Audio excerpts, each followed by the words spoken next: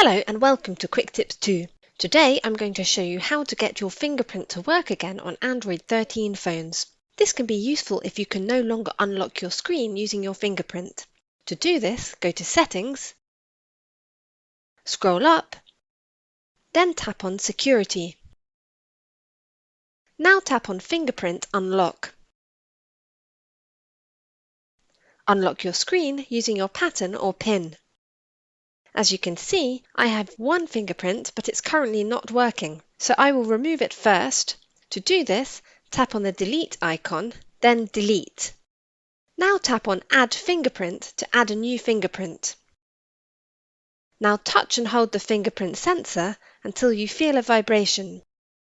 Lift, then touch again. Change the position of your finger slightly each time. Follow the exact steps as described on your screen. Now I will place the tip of my finger on the sensor, then the left edge of my finger,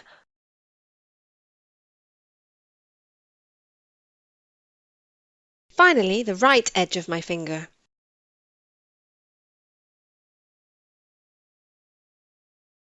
All done. My fingerprint has been added. Now tap Done.